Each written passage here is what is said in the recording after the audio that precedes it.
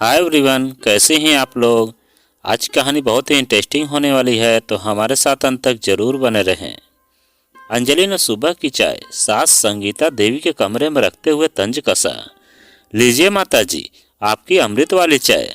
सारा दिन तो बिस्तर पर ही आराम फरमाना है, तो अमृत पान से दिन की शुरुआत तो बनती ही है ना। संगीता देवी ने बहू की तीखी बातों को अनसुना करते हुए चाय का प्याला उठाया। सालों से यही तो सहती आ रही थी, जब से अंजलि इस घर में बहू बनकर आई थी। घर का माहौल ही बदल गया था। पहले हंसी खुशी से गूंजने वाला घर अब सन्नाटे और तनाव की चादर ओढ़े रहता था। अनिल, उनका बेटा, अपनी पत्नी के आगे बेबस था। माँ और पत्नी के बीच में वह हमेशा पत्नी का ही पक्ष लेता, या यूं कहें कि अंजलि उसे लेने पर मजबूर कर देती थी। अंजलि देखने में जितनी सुंदर और आधुनिक थी, मन से उतनी ही संकुचित और कठोर थी। उसे सास ससुर का सम्मान करना तो दूर, उनकी मौजूदगी ही खलती थी। संगीता देवी और उनके पति रामेश्वर जी ने अपनी सारी जमा पूंजी लगाकर शहर के बाहरी इलाके में यह 2 मंजिला घर बनाया था। रिटायरमेंट के बाद शांति से जीवन बिताने का सपना देखा था, लेकिन अंजलि के आने के बाद घर की शांति भंग हो गई। रामेश्वर जी तो इस तनाव को सह नहीं पाए और हृदयाघात से चल बसे। संगीता देवी अकेली रह गई और अंजलि का अत्याचार और भी बढ़ गया। अंजलि को लगता था कि अब यह घर उसका है और सास ससुर तो बस बोझ मात्र हैं। उसने संगीता देवी को घर के एक छोटे से कमरे में सीमित कर दिया था। रसोई में उनका दखल बंद कर दिया गया था। खाने पीने का भी अंजलि के हिसाब से चलता। संगीता देवी को अपनी पसंद का खाना नसीब नहीं होता था। कभी बीमार पड़ जाए तो अंजलि की जुझलाहट और बढ़ जाती थी। दवाई पानी के नाम पर खाना और कम कर देती, जैसे बीमार पड़ना भी संगीता देवी का कोई गुनाह हो। अनिल जानता था कि उसकी पत्नी गलत कर रही है, पर वो अपनी पत्नी से डरता था। अंजलि की जुबान कैंची की तरह चलती थी और अनिल में इतना साहस नहीं था कि उसके आगे खड़ा हो सके। वह अपनी माँ के प्रति सहानुभूति तो रखता था, पर उस सहानुभूति को कार्य में बदलने की हिम्मत उसमें नहीं थी। वह बस मूक दर्शक बना रहता, अपनी माँ को अपमानित होते देखता रहता। संगीता देवी अंदर ही अंदर घुटती रहती। पहले तो रामेश्वर जी के जाने का दुख और फिर बहू का यह व्यवहार। दिन भर भगवान का नाम जपती और अपने भाग्य को कोसती। कभी कभी पुरानी बातें याद आ जाती, जब अंजलि शादी से पहले कितनी मीठी मीठी बातें करती थी, पैर छूकर आशीर्वाद मांगती थी और संगीता देवी को माँ कहकर बुलाती थी। सब दिखावा था, सब झूठ था। असलियत तो शादी के बाद धीरे धीरे सामने आ गई। आज भी सुबह से घर में अजीब सी खामोशी थी। अंजलि का बेटा रवि, जो 7 साल का था, स्कूल गया था।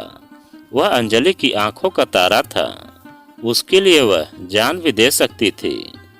रवि को जरा सा भी कुछ होता तो अंजलि आसमान सिर पर उठा लेती। उसी रवि के नाम पर संगीता देवी दिन भर अनगिनत दुआएं मांगती थी। उन्हें पता था कि अंजलि भले ही उनसे नफरत करती है, रवि में तो उनका खून है। उन्हें रवि से बहुत स्नेह था और रवि भी दादी को बहुत प्यार करता था। अंजलि को यह बात भी अच्छी नहीं लगती थी।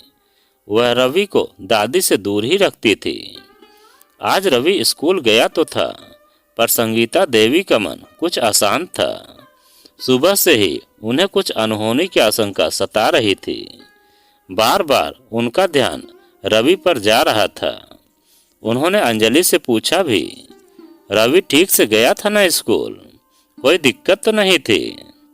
अंजलि ने उपेक्षा से उत्तर दिया, हाँ हाँ ठीक था, आपको क्या है? आप क्यों इतनी चिंता कर रही हैं? आपका तो रवि है भी नहीं। संगीता देवी का मन और दुख गया। बहू ऐसा मत कहो, वो मेरा भी पोता है, खून का रिश्ता है, चिंता तो होगी ही ना। अंजलि ने मुंह बनाकर कहा, चिंता करने की कोई जरूरत नहीं है, वो मेरा बेटा है, मैं जानती हूँ उसका ख्याल कैसे रखना है। संगीता देवी चुप हो गईं। उन्हें पता था कि अंजलि से बहस करना बेकार है, फिर भी उनके मन की आशंका कम नहीं हो रही थी। बार बार उनका दिल बैठा जा रहा था। उन्होंने भगवान से प्रार्थना की, हे भगवान, मेरे रवि की रक्षा करना, उसे किसी बुरी नज़र से बचाना।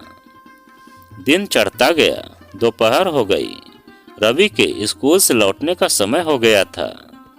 संगीता देवी दरवाजे की ओर टकटकी लगाए बैठी थी। अंजलि रसोई में काम कर रही थी। अनिल ऑफिस गया हुआ था। तभी दरवाजे पर घंटी बजी। संगीता देवी की धड़कनें तेज हो गईं। उन्हें लगा रवि आ गया होगा। अंजलि ने दरवाज़ा खोला। दरवाजे पर रवि नहीं था। दरवाजे पर पड़ोस की रमा खड़ी थी। उसका चेहरा पीला पड़ा हुआ था, आंखों में आंसू थे। रमा को देखते ही अंजलि का चेहरा गुस्से से तमतमा उठा। क्या है, क्या काम है, क्यों आई हो? रमा रोते हुए बोली। अंजलि, अंजलि, रवि। आगे वह बोल नहीं पाई, बस रोती रही। संगीता देवी का कलेजा कांप उठा। रमा, क्या हुआ रवि को? बोल, क्या हुआ मेरे रवि को? वह दौड़कर दरवाजे पर आई। रमा ने रोते हुए बताया, रवि स्कूल से लौटते समय गाड़ी से। फिर वो फपक पड़ी। अंजलि चीखी, क्या हुआ? साफ साफ बताओ, क्या हुआ रवि को? उसकी आवाज में डर और घबराहट साफ झलक रही थी। रमा ने हिम्मत करके कहा, रवि स्कूल से लौट रहा था। सड़क पार करते समय एक तेज रफ्तार गाड़ी ने उसे टक्कर मार दी। उसे अस्पताल ले गए हैं, हालत गंभीर है। यह सुनते ही अंजलि के पैरों तले जमीन खिसक गई। उसकी आंखों के आगे अंधेरा छा गया। उसके मुंह से चीख निकली, रवि! वह लड़खड़ाते हुए नीचे गिर पड़ी। संगीता देवी ने उसे संभाला। अंजलि बेहोश हो गई थी। संगीता देवी के आंसू बहने लगे। उन्हें रवि के लिए दुख भी हो रहा था और अंजलि की हालत पर तरस भी आ रहा था, पर उनके मन में एक अजीब सी शांति भी थी, जैसे उनके मन की आशंका सच हो गई हो और यह सब किसी बड़ी चीज का संकेत हो। कुछ देर बाद अंजलि को होश आया। वह पागलों की तरह रवि रवि चिल्लाने लगी। संगीता देवी ने उसे पानी पिलाया और शांत करने की कोशिश की। चलो अस्पताल चलो, देर मत करो। अंजलि और संगीता देवी तुरंत अस्पताल के लिए रवाना हुई।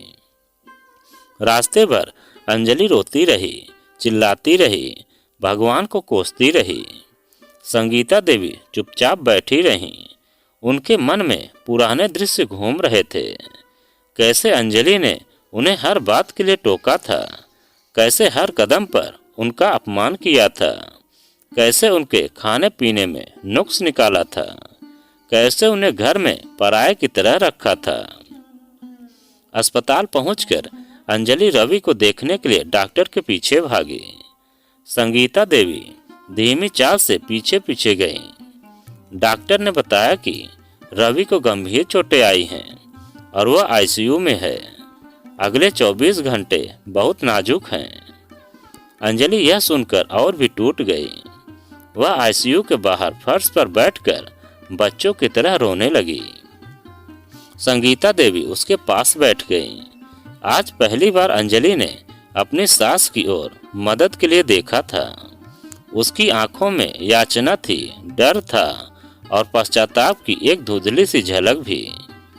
संगीता देवी ने धीरे से अंजलि के लिए सिर पर हाथ फेरा। उन्हें अंजलि पर गुस्सा नहीं आ रहा था, उन्हें बस दुख हो रहा था। दुख रवि के लिए, दुख अंजलि के लिए और दुख अपने लिए भी। पूरी रात अस्पताल में कट गई। अनिल भी ऑफिस से सीधा अस्पताल पहुंचा। वह भी सदमे में था। तीनों आईसीयू के बाहर बैठे रवि के लिए दुआएं मांग रहे थे। अंजलि बार बार भगवान से रवि की जान बख्श देने की प्रार्थना कर रही थी और बदले में अपनी जिंदगी देने को भी तैयार थी।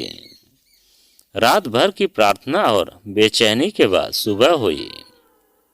डॉक्टर ने बताया कि रवि की हालत में थोड़ा सुधार है, पर अभी भी खतरा टला नहीं है। अंजलि ने राहत की सांस ली, पर उसकी चिंता अभी भी कम नहीं हुई थी।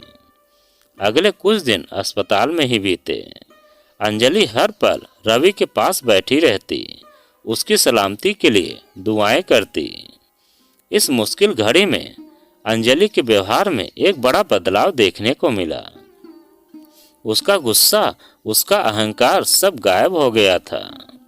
वह संगीता देवी से ढंग से बात करने लगी थी, उनकी राय पूछने लगी थी और उनके लिए चिंता भी करने लगी थी। एक दिन जब रवि सो रहा था, अंजलि आईसीयू के बाहर संगीता देवी के पास बैठी थी। उसने धीरे से कहा, माँ जी, मुझसे बहुत बड़ी गलती हुई। मैंने आपके साथ बहुत बुरा व्यवहार किया। मैंने कभी नहीं सोचा था कि मुझे अपने कर्मों का फल इस तरह मिलेगा। उसकी आंखों में आंसू थे। संगीता देवी ने अंजलि का हाथ अपने हाथों में लिया। बहू, जो हो गया सो हो गया। भगवान रवि को ठीक कर देंगे। तुम बस अच्छे से बनो, सबके साथ प्रेम से रहो, यही सबसे बड़ी सीख है। अंजलि ने सिर झुकाकर हामी भरी। उसने अपनी सास के पैरों को छुआ और फूट फूट कर रोने लगी। उस दिन अंजलि के अंदर की कठोरता पिघल गई।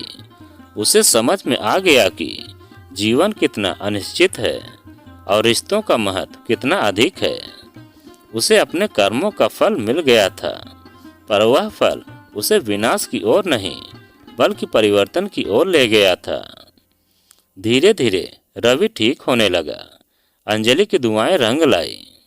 जब रवि अस्पताल से घर लौटा तो घर का माहौल पूरी तरह से बदल चुका था।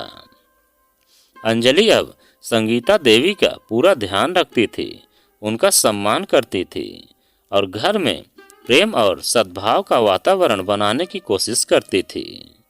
अनहोनी की आशंका ने अंजलि को एक नई दिशा दिखा दी थी, एक बेहतर इंसान बनने की दिशा। कर्मों का फल तुरंत नहीं मिलता, पर जब मिलता है तो जीवन बदल देता है। तो दोस्तों, यह कहानी आपको कैसी लगी कमेंट में लिखकर हमें ज़रूर बताएं। और आप अगर हमारे चैनल पर नए हैं तो प्लीज़ चैनल को सब्सक्राइब करें और वीडियो को एक लाइक ज़रूर करें।